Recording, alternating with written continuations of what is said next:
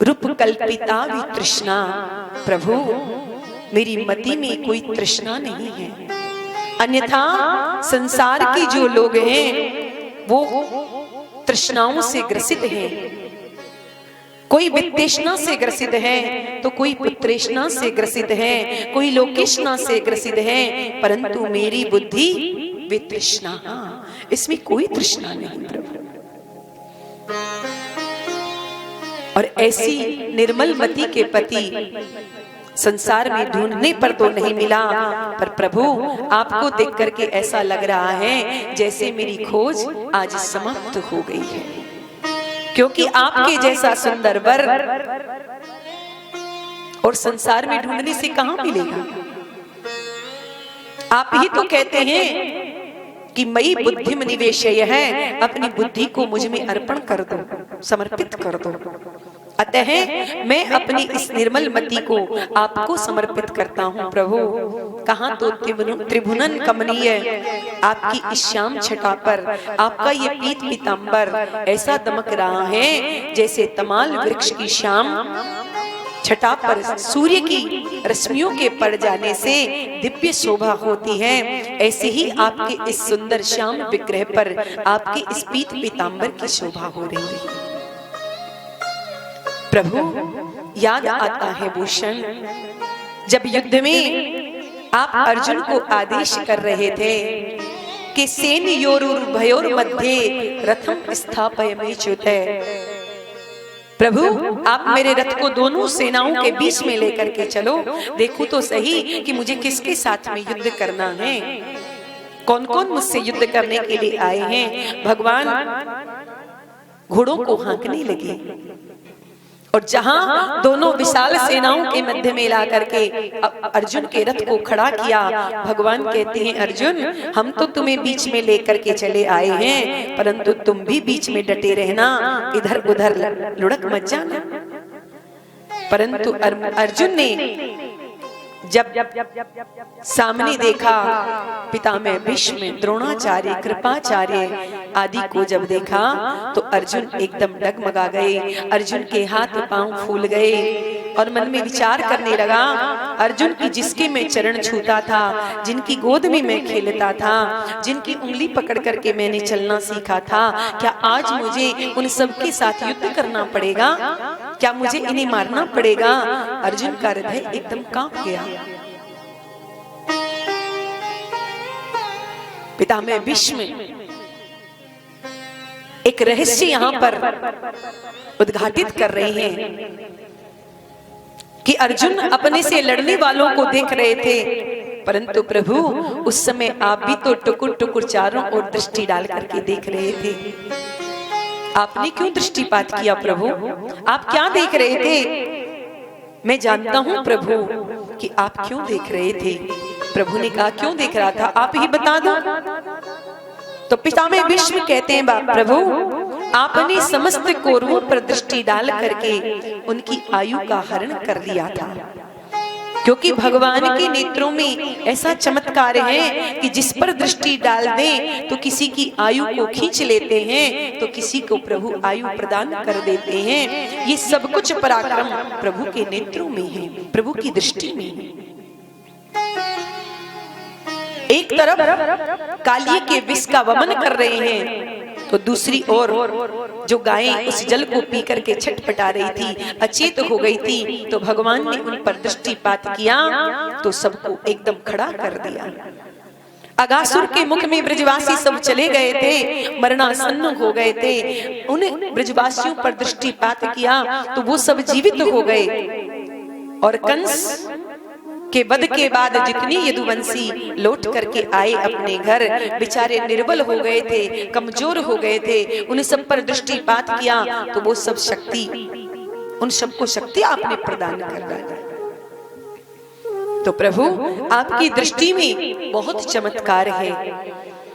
परंतु जब भगवान पितामह भीष्म कहते हैं प्रभु जब मैं कौरवों का सेनापति बना और मैंने जब प्रतिज्ञा की कि आज ही हरि ही जो शस्त्र ने कहा हूं, तो लाजो गंगा शांतनु सुत ने कहा।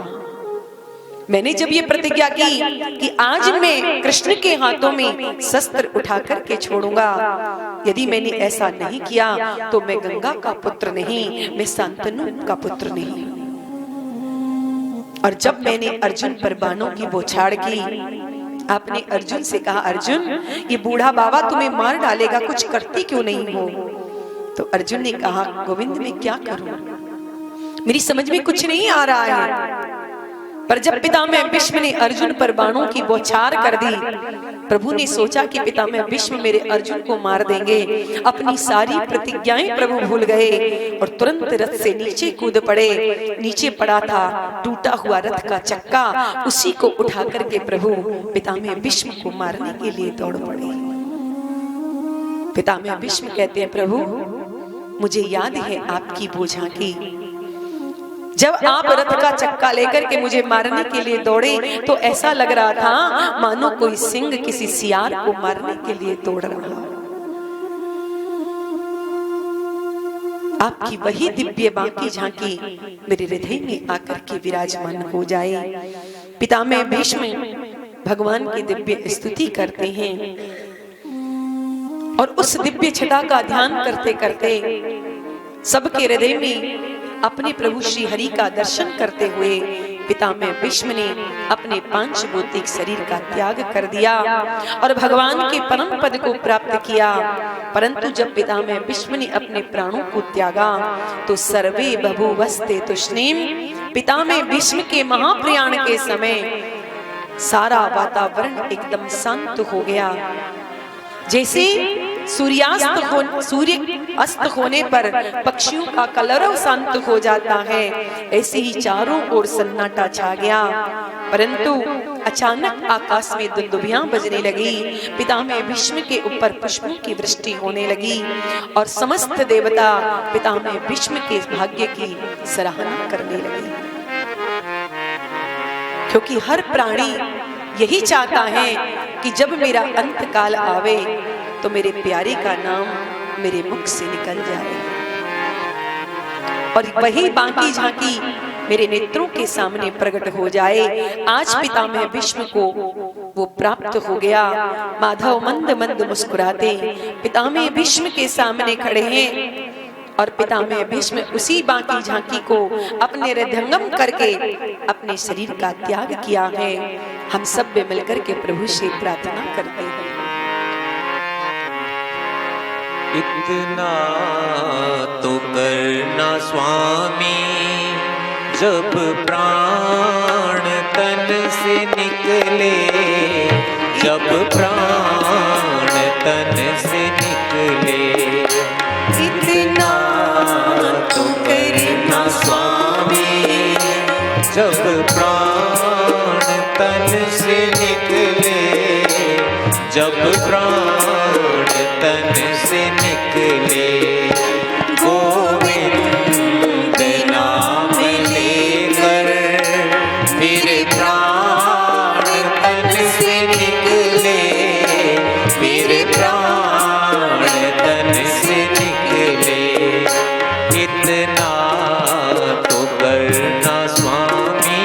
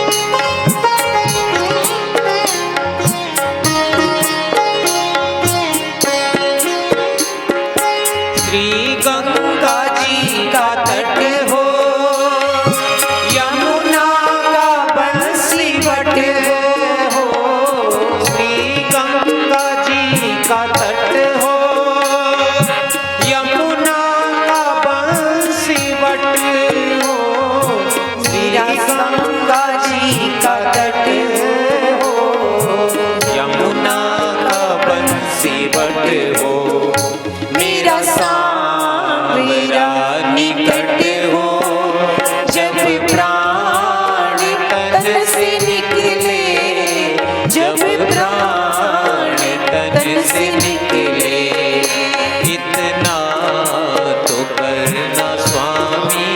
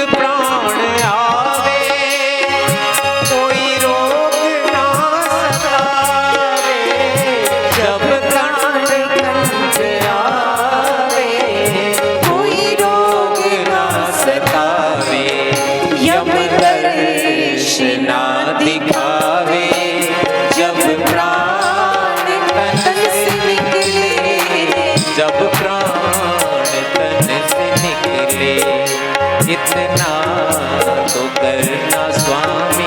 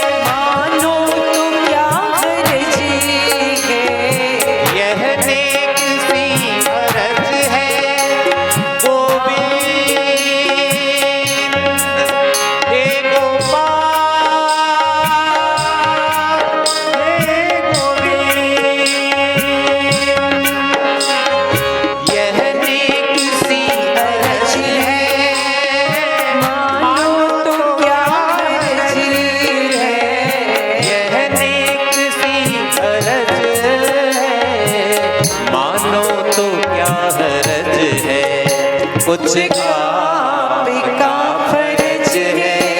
जब प्राण तन से निकले, जब प्राण तन से निकले, इतना तो करना स्वामी। जब प्राण तन से निकले, जब प्राण तन से निकले, गोविंद नाम लेकर फिर प्राण तन से निकले, फिर प्राण तन से निकले, इतना तो करना स्वामी।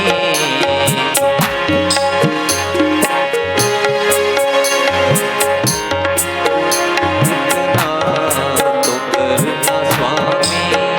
जब जब प्राण तन से निकले, गोविंद नाम लेकर फिर प्राण तन से निकले, फिर प्राण तन से निकले, इतना तो करना स्वामी। पितामह भीष्म ने अपने पंचभौतिक शरीर का त्याग किया। हम भी प्रभु से प्रार्थना करते हैं कि प्रभु जब हमारा अंत काल आवे तो आपका नाम हमारे मुख से निकल जाए, क्योंकि प्रभु का नाम ही अंत समय में मुख से नहीं निकलता। और सब कुछ निकल जाएगा पर प्रभु का नाम नहीं निकलेगा। एक बुढ़िया मरने वाली थी, डॉक्टर साहब ने कह दिया कि भैया अब कुछ ही क्षण की मेहमान है। तो उसके पुत्रों ने सोचा, कथाओं में सत्संग में सुना था कि मरने वाले व्यक्ति के मुख से यदि राम नाम निकल जाता है तो उसकी मुक्ति हो जाती है। बच्चों ने आकर के अपनी माँ से कहा, माँ बोलो राम, माँ बोलो राम, तुम्हारी मुक्ति हो जाएगी। पर माँ ने कही कि बेटा मुझसे तो बोला नहीं जा रहा है, कैसे बोलूं?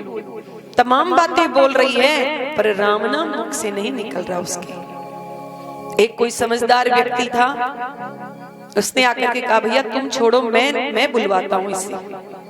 और उसने आकर के उससे कहा, भैया तुम क्या नहीं बोल सकती?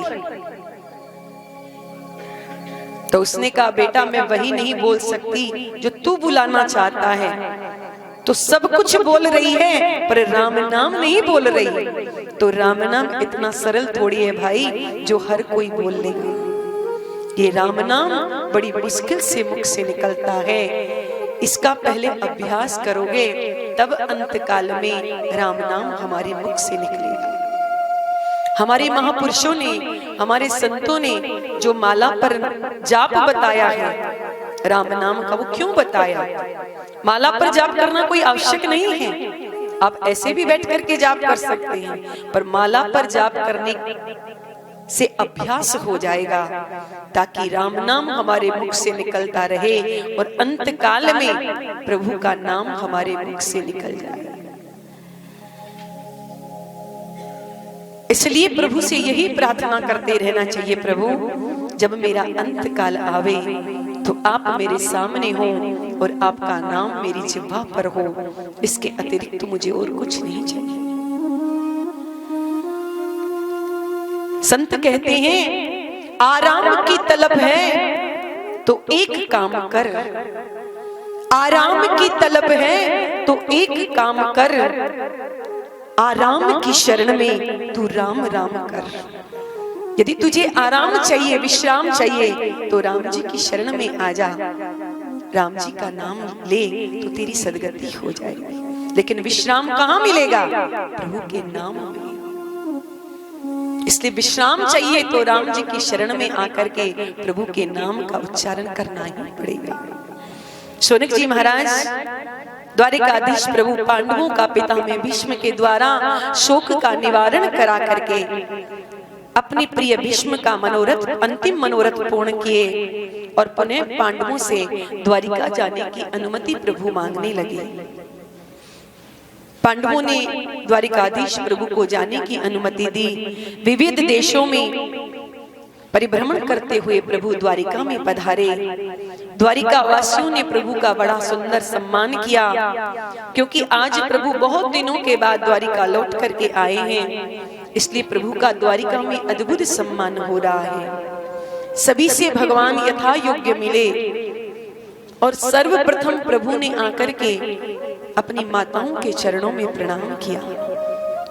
हम कहीं भी बाहर जाएं पर सर्वप्रथम आकर के अपनी माँ के चरणों में प्रणाम करना चाहिए, उसके बाद पिता के चरणों में करें और उसके बाद अपनी धर्म पत्नी आदि से हमें भेंट करनी चाहिए।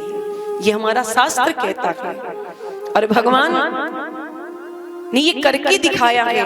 भगवान द्वारिका जब पधारते हैं तो सर्वप्रथम अपनी माताओं के चरणों में आकर के प्रणाम करते हैं। और हमारे संत कहते हैं कि जो अपने बड़ों को, अपने से बड़ों को प्रणाम करता है कि अभिवादन शीलस्य नित्यम वृद्धोपि सेवितम चत्वारि तेषां वर्धन्ते आयुर्विद्या यशो बल है। जो अपने बड़ों का सम्मान करता है, अपने माता पिता के चरणों में प्रणाम करता है, तो उसे 4 चीजें बिना कारण के ही प्राप्त हो जाती हैं। आयु, विद्या, यश और बल।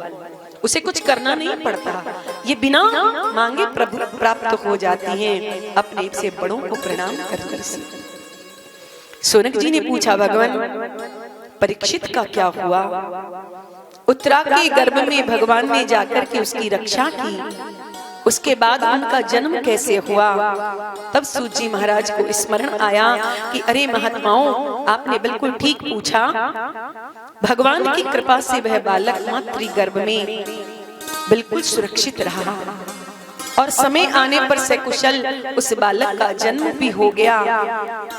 ब्राह्मणों को बुलाकर के युधिष्ठिर जी महाराज ने उस बालक का जात कर्म संस्कार करवाया और ब्राह्मणों ने इस बालक का नाम रखा विष्णुरात। विष्णुना रातः दत्तः है, भगवान विष्णु के द्वारा रक्षित होने के कारण ब्राह्मणों ने इसे विष्णुरात नाम दिया। परंतु ये बालक जिसकी गोद में जाता है जाकर के एकदम उदास हो जाता है। युधिष्ठिर जी ने ब्राह्मणों से पूछा, महाराज इसे कोई भी अपनी गोद में लेता है तो ये बालक उदास क्यों हो जाता है? ब्राह्मणों ने कहा, राजन ये देख रहा है कि जिसने गर्भ में जाकर के मेरे प्राणों की रक्षा की थी वो इस भीड़ में कहाँ छुपा हुआ है, और जब वो दिखाई नहीं पड़ता तो बालक उदास हो जाता है। जब हमारे प्रभु को द्वारिका में ये विदित हुआ कि मेरी बहन सुभद्रा के यहाँ पुत्र का जन्म हुआ है, तो भगवान उस बालक को आशीर्वाद देने के लिए इंद्रप्रस्थ आए। और जैसे ही प्रभु ने आकर के उस बालक को अपनी गोद में लिया, प्रभु की गोद में आते ही बालक खिलखिला करके हंसने लगा और प्रभु ने इसको नाम दिया है परीक्षित। परितः इक्षते इति परीक्षित है। बालक परीक्षित के नाम से विख्यात हुआ। समय आया, एक दिन श्री विदुर जी महाराज तीर्थ यात्रा करते हुए पांडवों के यहाँ पर आए। पांडवों ने विदुर जी का बहुत सम्मान किया, परंतु रात्रि में एकांत अवसर पाकर के विदुर जी महाराज धृतराष्ट्र के भवन में गए। धृतराष्ट्र की आंखें नहीं थी, जन्मांध थे, परंतु पैरों की चाप से समझ जाते थे कि कौन आया है मुझसे मिलने के लिए। और जैसे ही विदुर जी महाराज युधिष्ठिर जी के धृतराष्ट्र के भवन में प्रवेश करते हैं कि धृतराष्ट्र पहचान गया, अरे आओ आओ विदुर, बहुत दिनों के बाद तुम्हारा आगमन हुआ है। विदुर जी ने धृतराष्ट्र से पूछा, राजन आपसे कुशल तो हैं, पांडव आपकी सेवा तो करते हैं ना? तो धृतराष्ट्र ने पांडवों की प्रशंसा में पुल बांध दिए। अरे युधिष्ठिर, ये पांडव तो मेरा बहुत सम्मान करते हैं, मेरा इतना सम्मान करते हैं कि भोजन बनता है तो सबसे पहले मुझे लाकर के भोजन करवाते हैं। विदुर जी महाराज से रहा नहीं गया और विदुर जी महाराज ने धृतराष्ट्र को डांटते हुए कहा, अरे महाराज थोड़ी बहुत शर्म है कि बेच खाई, जिन पांडवों को तुमने मारने के लिए कितने कुचर्क रचे, कितने षड्यंत्र रचे, आज उन्हीं पांडवों के टुकड़ों पर कुत्ते की तरह तुम हिला रहे हो। तुम्हें शर्म नहीं आती? धृतराष्ट्र ने कहा, विदुर तो तुम ही बताओ मैं क्या करूं, कहां जाऊं? तो विदुर जी ने कहा, चलो मेरे साथ। और धृतराष्ट्र विदुर जी के साथ वहां से चल पड़े। गांधारी भी उनके पीछे पीछे चल पड़ी हैं। परंतु जब प्रातः काल युधिष्ठिर जी महाराज नित्य की भांति धृतराष्ट्र को प्रणाम करने के लिए उनके भवन में गए, और जब महाराज धृतराष्ट्र को नहीं देखा तो युधिष्ठिर जी महाराज ने संजय से पूछा, अरे संजय, हमारे ताऊ जी कहाँ चले गए? संजय ने कहा, मुझे तो नहीं मालूम कि कहाँ गए। तो पांडवों के मन में बड़ा कष्ट हो गया कि न जाने ताऊ जी का हमारे द्वारा कोई अपमान तो नहीं हो गया, ताऊ जी हमें छोड़ करके चले गए। उसी समय देवऋषि नारद तुम्बरु गंधर्व के साथ वहां पर आए और महाराज युधिष्ठिर को समझाया, राजन आपको चिंता करने की आवश्यकता नहीं है। अब तो महाराज धृतराष्ट्र को विदुर जैसे संत का सानिध्य प्राप्त हो गया है। अब उनके कल्याण की तुम चिंता मत करो। समझा बुझा करके नारद जी वहां से चले गए। धीरे धीरे समय बीतता गया और द्वारिकाधीश श्री कृष्ण के साथ अर्जुन उनके साथ द्वारिका चले गए। जैसे जैसे समय बीतता गया, युधिष्ठिर जी महाराज को अपशकुन होने लगे। आज अर्जुन को द्वारिका गए पूरे 7 महीने व्यतीत हो गए। युधिष्ठिर जी को चिंता होने लगी कि ना अर्जुन आया और ना अर्जुन का कोई संदेश आया है। युधिष्ठिर जी महाराज ने भीम से कहा, भैया भीम, आजकल मुझे बहुत से अपशगुन हो रहे हैं। जब मैं मंदिर में जाता हूँ तो देव प्रतिमाएं मुझे रोती हुई दिखाई पड़ती हैं। आकाश में पुच्छल तारे का उदय होने लगा है। मैंने गाय को, बछिया को गाय का दूध पीते हुए देखा है। ये बड़े भारी अनिष्ट का संकेत है। परंतु 7 महीने बीत गए, अर्जुन लौट करके क्यों नहीं आया? भीम, तुम द्वारिका जाओ और जाकर के देखो कि अर्जुन क्यों नहीं आया है। आपस में चर्चा हो ही रही थी कि अचानक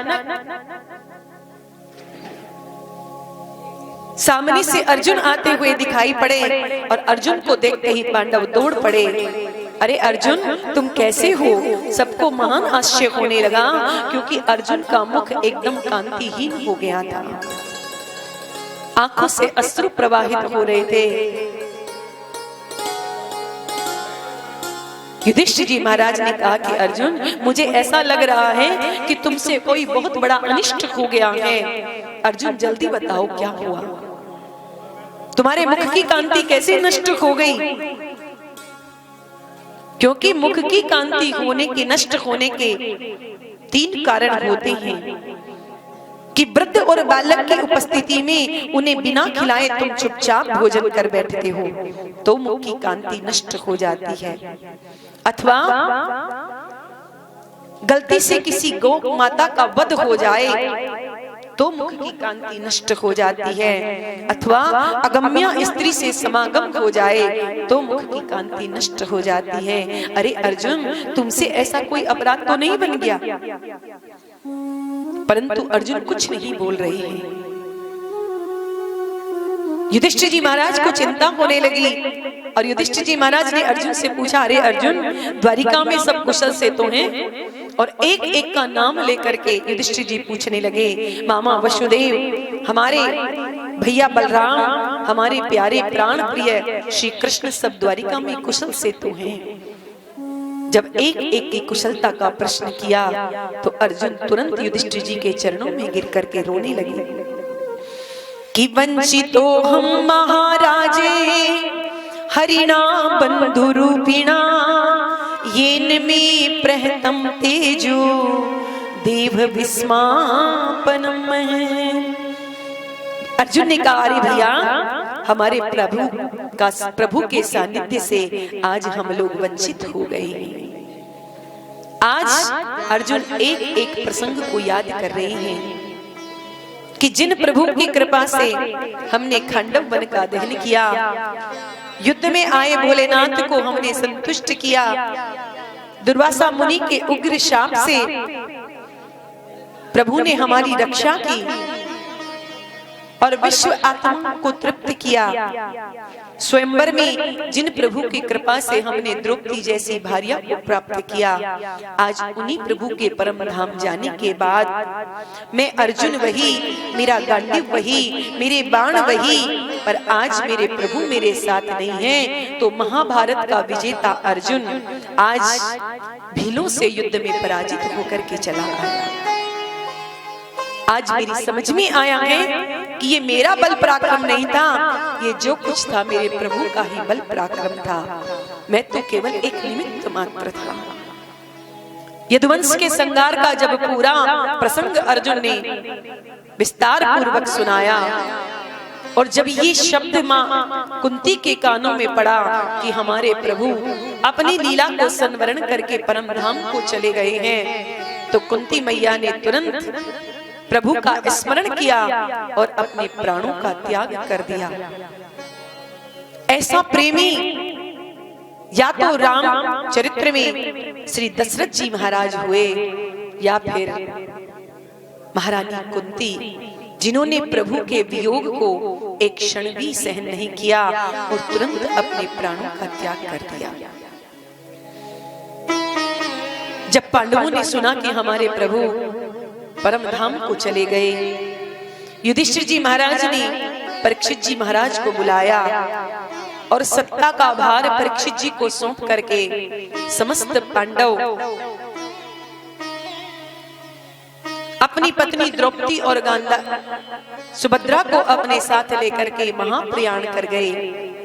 महाराज परीक्षित ने अपनी सत्ता को संभाला, परंतु परीक्षित जी के मन में एक बार विचार आया कि मुझे चलकर के प्रजा की व्यवस्था को देखना चाहिए, उसका निरीक्षण परीक्षण करना चाहिए। तो कुछ बुजुर्ग अनुभवी अपने मंत्रियों को अपने साथ लेकर के परीक्षित जी महाराज निकल पड़े हैं।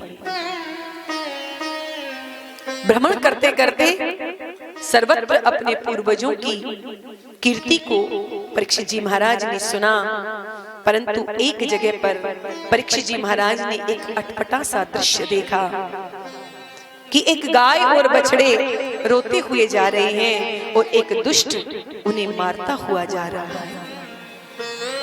दोनों अपने सुख दुख की चर्चा कर रहे हैं, दोनों अपने सुख दुख एक दूसरे को सुना रहे हैं। बछड़ा गाय से कहता है, माँ शायद आप इसलिए रो रही हैं कि हमारे प्रभु हमें छोड़ करके अपने परम धाम को चले गए, शायद इसलिए आप रुदन कर रही हैं। परीक्षित जी महाराज ने दूर से जब इन दोनों के संवाद को सुना तो परीक्षित जी महाराज दौड़ करके इनके पास में आए और जब उस बछड़े के 3 पैरों को कटा हुआ देखा तो परीक्षित जी के मन में बड़ा कष्ट हुआ कि जिन गायों के लिए हमारे प्रभु गोपाल बने, वन वन में जाकर के गोचारण की, आज उन्हीं प्रभु के परम धाम जाते ही इन गायों पर इस प्रकार से अत्याचार हो रहा है।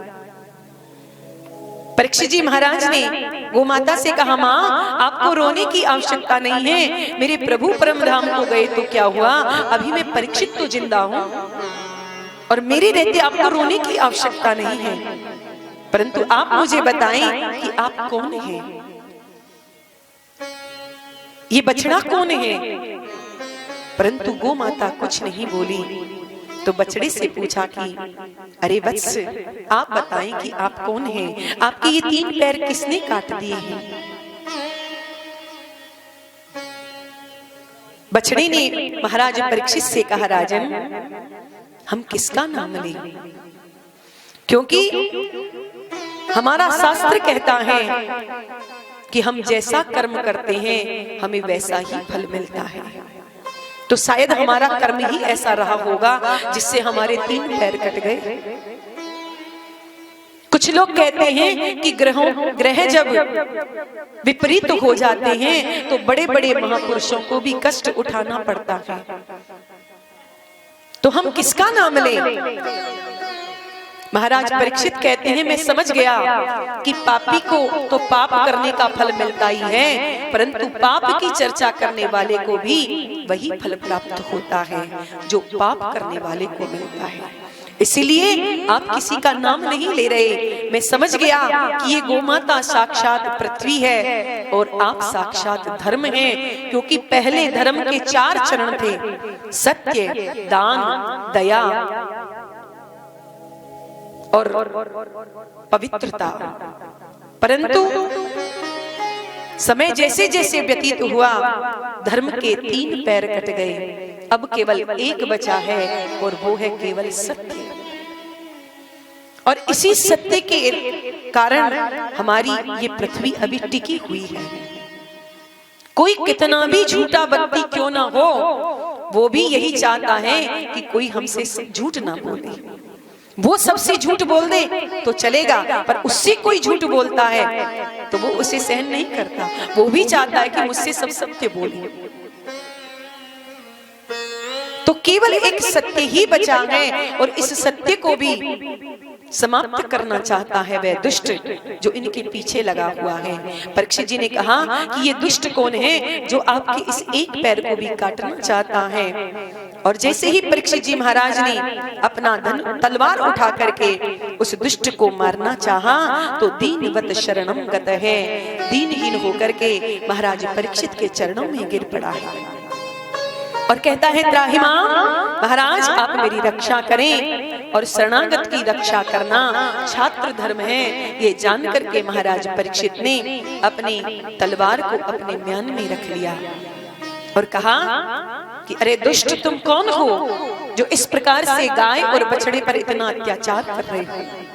क्योंकि जीवन में कभी भूल करके भी गौ माता पर कभी पैर का प्रहार नहीं करना चाहिए, क्योंकि गौ माता के एक एक अंग में सैकड़ों देवता निवास करते हैं और उस गौ माता को हम लोग मारते हैं। आज इस कलिकाल में गौ माता पर इतना अत्याचार हो रहा है कि सरेआम गौ माता काटी जा रही है, मारी जा रही है, पर कोई आवाज नहीं उठा रहा उसके प्रति।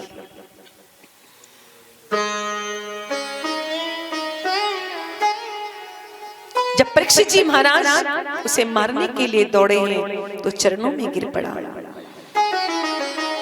परीक्षित जी ने कहा अरे तुम कौन हो? तो उसने कहा कि महाराज मेरा नाम है कलयुग। परीक्षित जी ने कहा तुम मेरे राज्य में कैसे आ गए? तुम्हें मेरे राज्य में रहने का अधिकार नहीं है। और जो परीक्षित जी मारने के लिए दौड़े तो शरण में आ गया, चरणों में गिर पड़ा और कहता है महाराज मैं कहां जाऊं? जहां जाता हूं वहां आपका ही राज्य है, आप ही मुझे कोई ऐसा स्थान बता दें जहां जाकर के मैं रह लूंगा। महाराज परीक्षित ने कहा तो अच्छा एक बात बताओ कि तुम्हारे अंदर गुण कितने हैं और दोष कितने हैं? तो कलयुग कहता है महाराज दोषों का तो मैं भंडार हूं, परंतु एक गुण मुझ में बहुत बढ़िया है कि यत् फलम नास्ति तपसा न योगेन समाधिना तत्फलम लभते सम्यक कलो केशव कीर्तना। कलयुग कहता है महाराज इससे सरल साधन और कोई संभव नहीं है।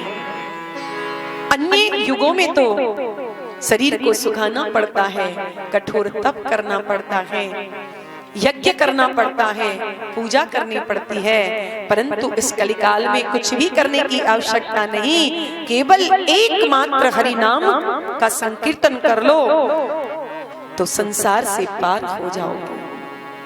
केवल हरि नाम संकीर्तन से जीव भवसागर से पार हो जाएगा। इस गुण को सुनकर के महाराज परीक्षित प्रसन्न हो गए और कलयुग से कहा भैया तुम्हारा ये गुण तो बहुत बढ़िया है, हमें बहुत अच्छा लगा। जीवों को इससे सरल साधन और कौन सा मिल सकता है? इसलिए परीक्षित जी महाराज चूंकि उस पर प्रसन्न हो गए उसके गुण को सुन करके, और कहा कि तुम में गुण बहुत बढ़िया है, तो जाओ मैं तुम्हें रहने के लिए 4 स्थान देता हूँ। और परीक्षित जी ने कलयुग को रहने के लिए 4 स्थान दिए कि द्यूतम पानम स्त्रियम सूना यत्रा धर्मश्चतुर्विदे। जाओ जुए में तुम्हारा स्थान होगा, जहां मदिरा का पान होता है वहां कली का वास होगा, जहां लंपट पुरुष रहते हैं वहां कलयुग का वास होगा, और जहां जीवों की हत्या होती है वहां पर कली का वास होगा। कलयुग ने कहा महाराज मेरा परिवार बहुत बड़ा है, आपने जैसी शक्ल देखी वैसे ही स्थान दे दिए, कम से कम आपको मेरा एक गुण बढ़िया लगा तो एक स्थान तो आपको मुझे बढ़िया सा देना चाहिए था। और चूंकि परीक्षित जी महाराज उसके गुण पर रीझे हुए थे, परीक्षित जी ने कहा तुम ही बताओ तुम्हें क्या चाहिए। तो पुनश्च याचमानाय जात रूपम मदात प्रभु। कलयुग ने कहा महाराज यदि आपकी कृपा हो जाए तो मुझे स्वर्ण में और स्थान मिल जाए। और परीक्षित जी महाराज ने कहा कि जाओ तुम्हारा स्वर्ण में भी स्थान होगा, सोने में स्थान दे दिया। परंतु हमारे लोग कहते हैं कि जब सोने में भगवान कलयुग का वास है,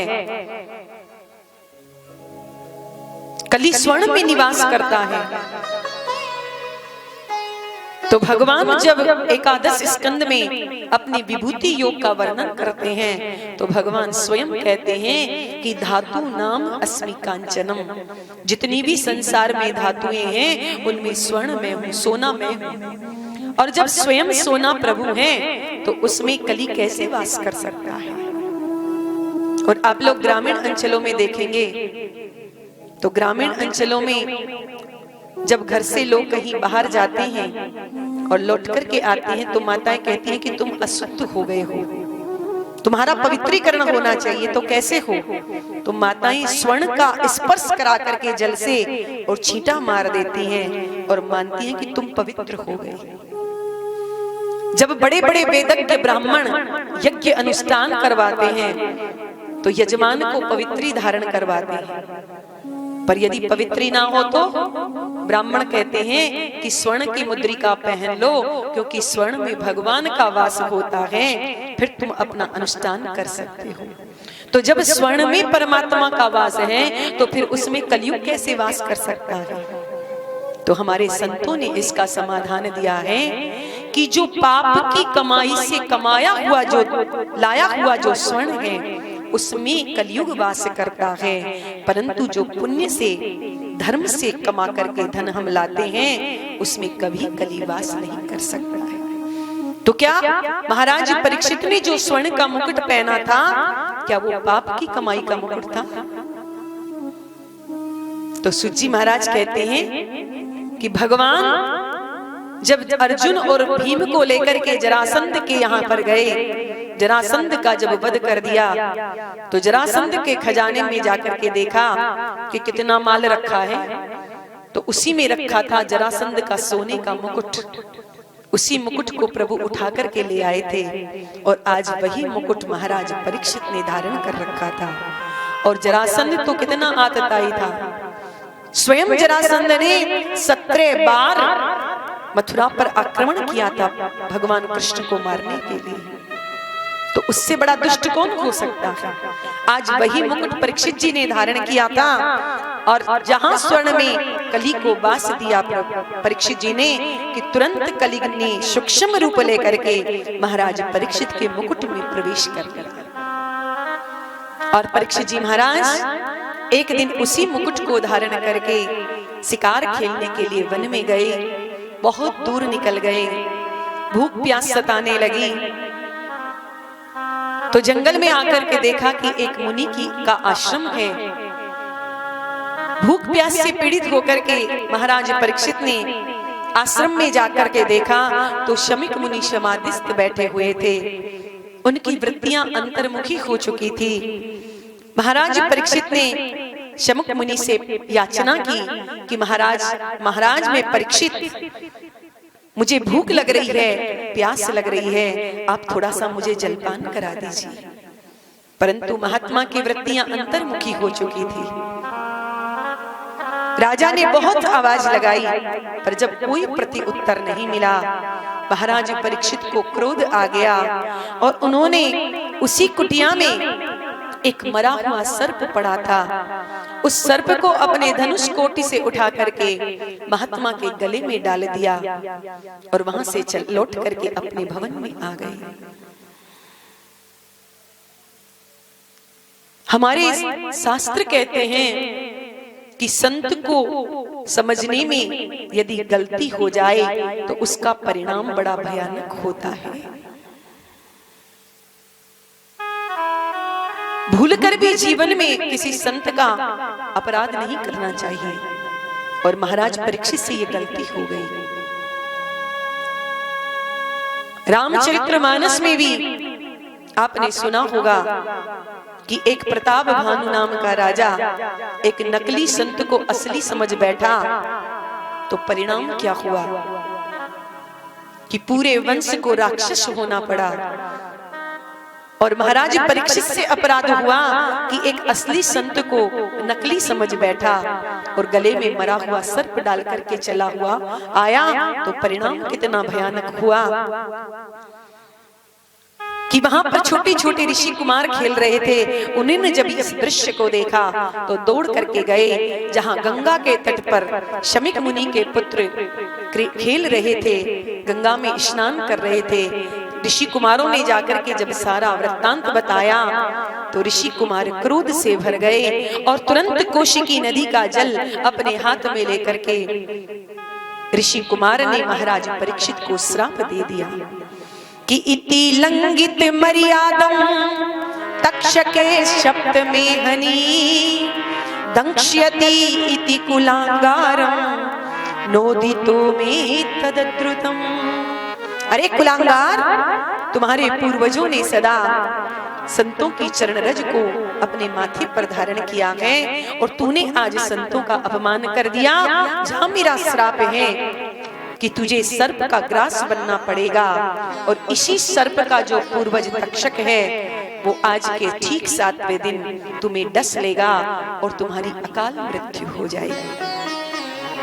ऐसा कह करके उस ऋषि कुमार ने जल को छोड़ दिया और वह बालक अपने पिता के सम्मुख आकर के मुक्त कंठ से रोने लगा। जब शमिक मुनि की समाधि खुली, गले में मरा हुआ सर्प देखा, तो शमिक मुनि ने सोचा कि किसी संत ने हमारे साथ विनोद किया होगा। परंतु जब अपने पुत्र को रोते हुए देखा तो शमिक मुनि ने अपने पुत्र से पूछा, अरे बेटा क्या बात है, तुम इस प्रकार से क्यों रुदन कर रहे हो? परंतु कंठावृत होने के कारण वह बालक कुछ नहीं बोल पाया, पर जो अन्य ऋषि कुमार थे उन्होंने सारा वृत्तांत शमिक मुनि को सुना दिया।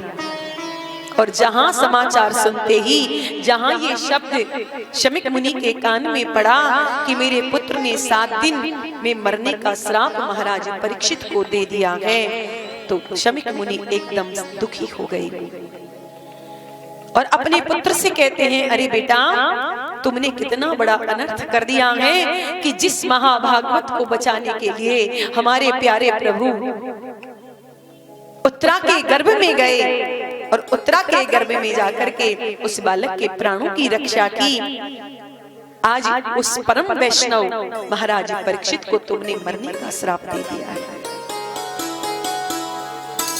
अब इस भारत भूमि में को ऐसा परीक्षित जैसा धर्मनिष्ठ राजा नहीं मिल सकता है, क्योंकि आज के बाद जितने भी राजा होंगे वो धर्मनिरपेक्ष होंगे, धर्म से उनका कोई लेना देना नहीं होगा। श्री सूजी महाराज कहते हैं कि जो प्रजा में धर्म कहां होगा, जब प्रजा धर्मनिष्ठ नहीं होगी तो वर्ण संकरता फैल जाएगी और ये सारी दोष का कारण तुम बनोगे बेटा।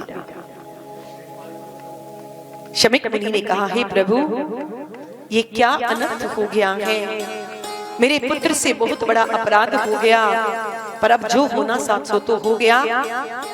तुरंत अपने गौरमुख नामक शिष्य को शमीक मुनि ने अपने पास में बुलाया और कहा कि बेटा जाकर के महाराज परीक्षित को कह दो कि मेरे नादान बालक ने उसे 7 दिन में मरने का श्राप दे दिया है।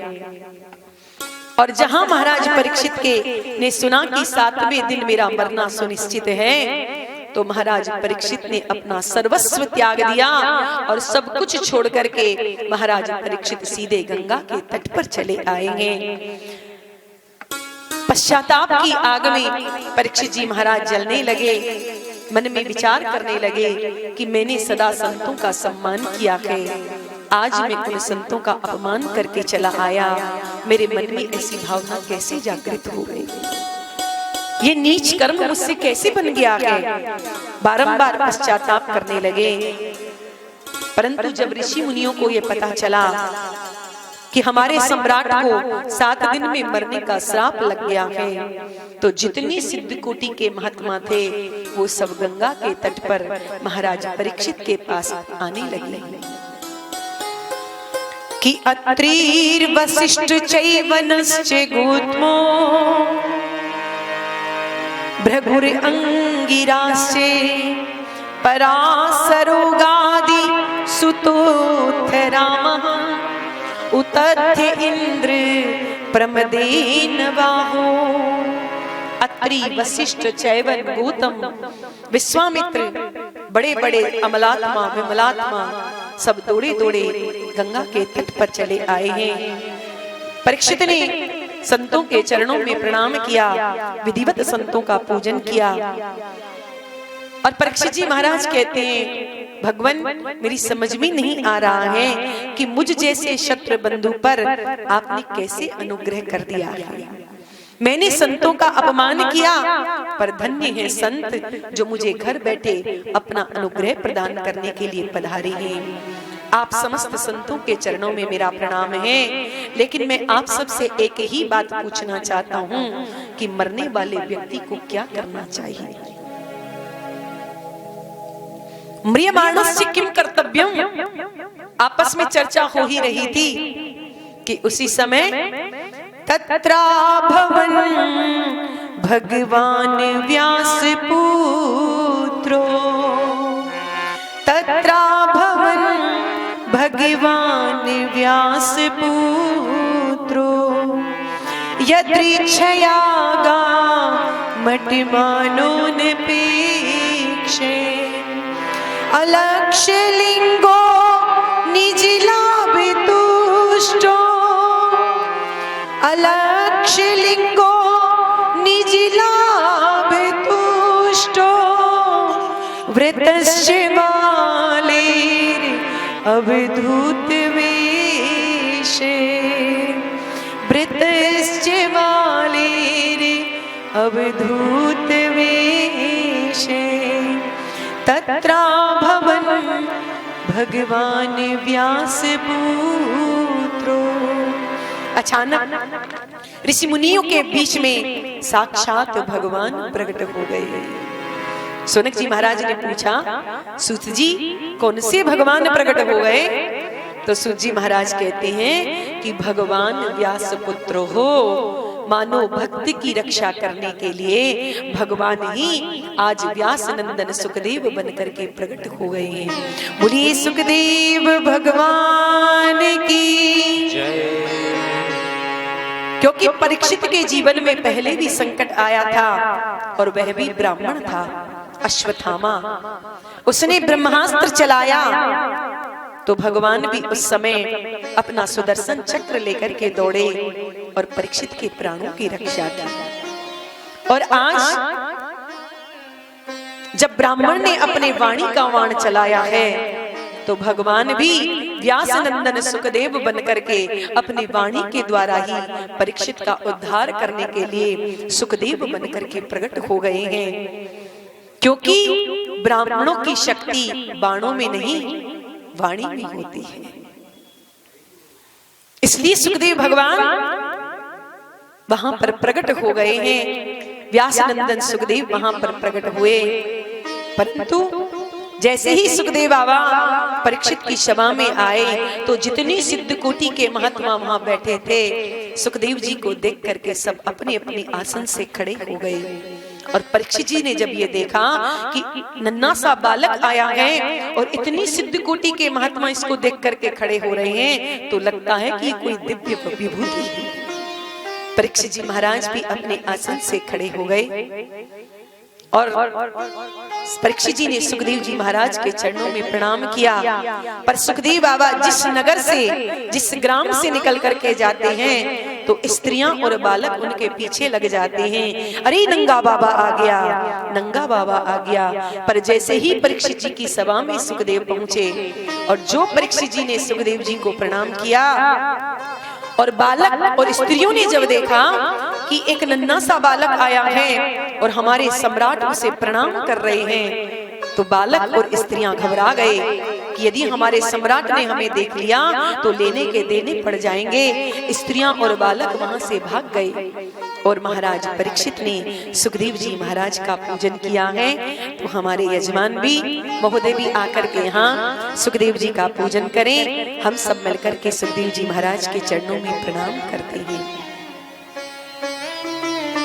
मेरी नैया कर दो पार मेरे सतगुरु देव, मेरी नैया कर दो पार मेरे सतगुरु देव, मेरी नैया कर दो पार मेरे सतगुरु देव, मेरी नैया कर दो पार मेरे सतगुरु देव, सतगुरु देव मेरे ज्ञानी गुरुदेव, सतगुरुदेव मेरे ज्ञानी गुरुदेव, सतगुरुदेव मेरे ज्ञानी गुरुदेव, सतगुरुदेव मेरे ज्ञानी गुरुदेव, मेरी नैया मेरी नैया मेरी नैया कर दो पार मेरे सतगुरुदेव, मेरी नैया कर दो पार मेरे सतगुरुदेव।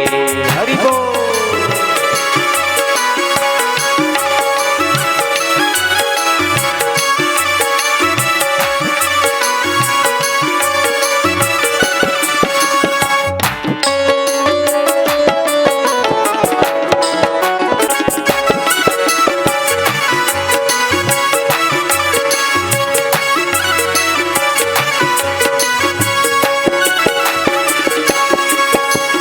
काम में भटका क्रोध में अटका, में भटका क्रोध में अटका, काम में अटका क्रोध में भटका, काम में अटका क्रोध में भटका, जन्म जन्म से भव में अटका, जन्म जन्म से भव में अटका, जन्म जन्म से भव में अटका, जन्म जन्म से भव में अटका, मेरा जन्म मेरा जन्म मेरा जन्म मरने छुड़ा दो मेरे सतगुरु देव, मेरा जन्म मरण छुड़ा दो मेरे सतगुरुदेव।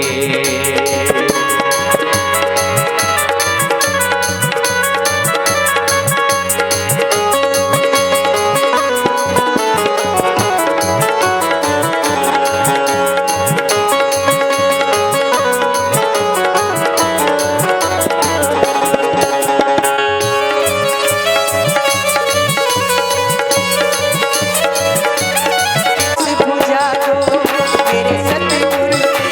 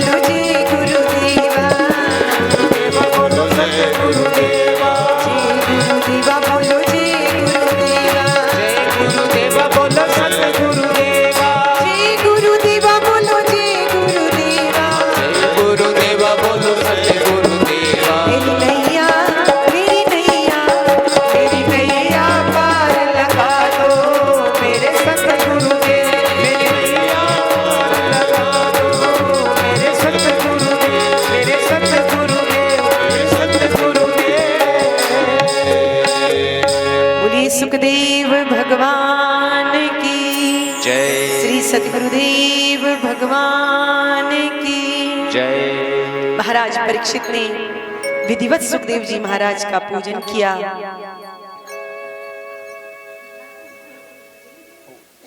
और सुखदेव जी महाराज का पूजन करके जब यथा योग्य सुखदेव जी आसन पर विराजमान हो गए, परीक्षित जी कहते हैं गुरुदेव आज मैं धन्य हो गया, क्योंकि आप जैसे संतों का कोई स्मरण कर ले तो पाप मुक्त हो जाता है।